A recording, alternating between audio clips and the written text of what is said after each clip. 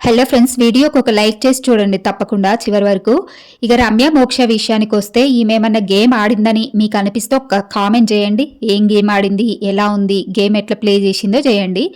ఇక ఈమె విషయానికి వస్తే, పచ్చళ్ళ పాప విషయానికి వస్తే, ఇక ఈమె బాండ్లను విడదీయడానికే వచ్చినట్టుంది హౌస్కి.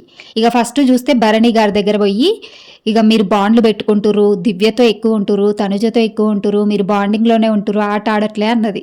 సరే, ఆయన బాండింగ్ విడదీసింది. చివరికి ఇక ఆయనే వెళ్ళిపోయిండు హౌస్లోకి వెళ్ళి. ఇక నెక్స్ట్ వస్తే రీతు, డెమన్ పవన్ వీళ్ళిద్దరి బాండ్ని విడదీయడానికి ఒక కంకణం కట్టుకున్నట్టుంది గట్టిగా. ఇక ఏం చెప్పిందంటే డెమన్ పవన్కి ఒక నామినేషన్లో నీకు బుర్ర లేదు అంది. ఇంకా బుర్ర లేదు అన్నది కరెక్టే. ఇక తర్వాత మళ్ళీ డెమన్ పవన్తో పులిహార కలపడానికి కాస్త అయితే ట్రై చేసింది, కానీ అక్కడ వర్కౌట్ కాలేదు.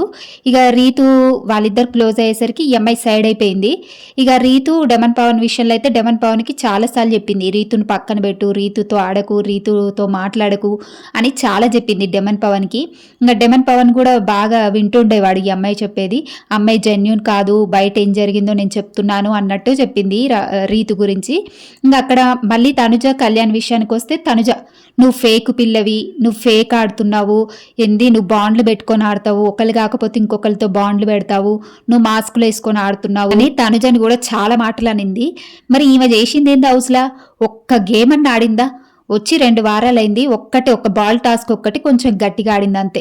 ఈ వారం నామినేషన్లో ఉంది, ఏమన్నా కంటెంట్ ఇచ్చి ఏదన్నా మాట్లాడి గేమ్ని ప్రూవ్ చేసుకోవాలి కదా.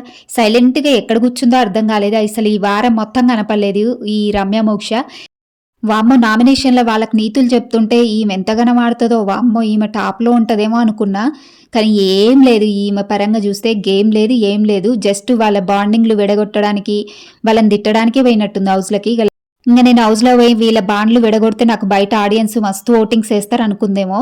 బయట ఆడియన్స్ ఒక్కళ్ళంటే ఒక్కళ్ళు ఈ అమ్మాయికి ఓటింగ్స్ వేయలేదు. ఈ వారం మాత్రం ఎలిమినేట్ అయ్యి బయటకు వచ్చేసింది. ఇంకేంది, ఇంకా అన్నది ఫస్ట్ స్టేజ్ మీద నాకు ఈ అవకాశం వచ్చింది, ప్రూవ్ చేసుకుంటా అన్నది. ఏం ప్రూవ్ చేసుకుంది ఇంత పెద్ద అవకాశాన్ని?